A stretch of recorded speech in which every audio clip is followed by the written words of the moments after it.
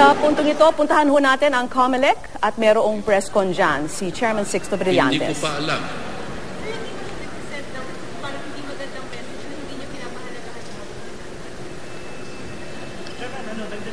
Pahalagahan ho natin yung boto, pero kung gagastos naman tayo ng 5 milyon para lang mag-special election sa 2 presinto na hindi naman magbabago ang resulta, mas gusto nyo bang gumastos pa tayo ng 5 milyon? Na wala namang, hindi naman maapektuhan ang boto.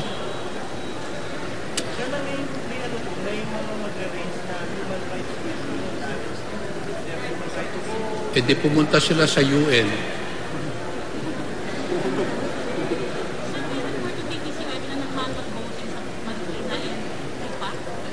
Wala hong ang voting. Ito, ang report. Meron daw ba ng manual voting?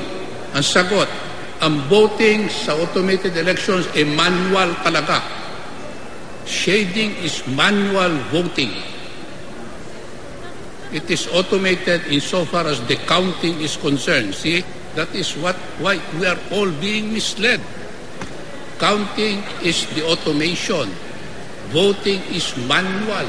You shade it, that's manual voting. Shading is manual. Counting is automated. That is the scanning of the ballots and it is counted. Kaya kanina may report, sabi niya, dito ho, nagma-manual voting na. Eh, sabi ko sa kanila, bakit? Sa buong Pilipinas, nagma-manual voting po tayo. Ang automated is the counting. Yung PCOS is, it counts the manually prepared ballots. Sige, ano pa?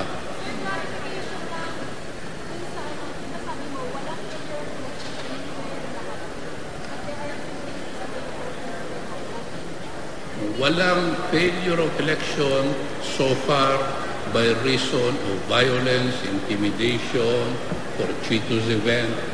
But there could be failure of election if the paraphernalia did not arrive, like in Compostela and Baguio. But we are not declaring any failure of election yet, hindi pa tapos ang eleksyon.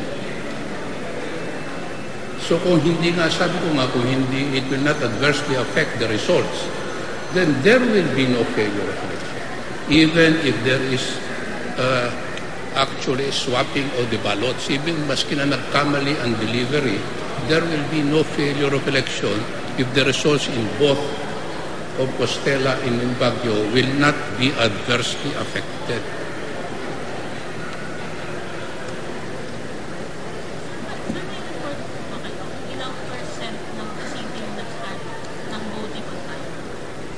Wala.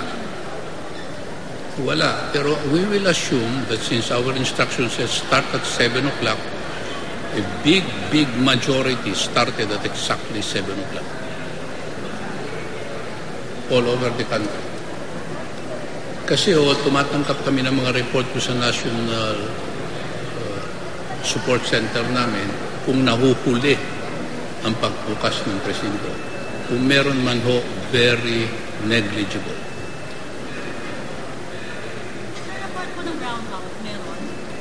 Reports sa Batangas ng brownout. I think 4 or 5 municipalities. But this brownout in Batangas actually supported our position that even if there is brownout, voting would continue, counting would continue because the battery which supports the PCOS is functioned very well and voting continued despite the brownout.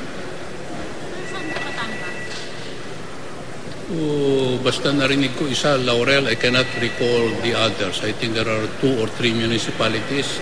And I understand that as of before lunchtime, bumukas niya ang ilaw. I'm trying to confirm it now. Meron pa?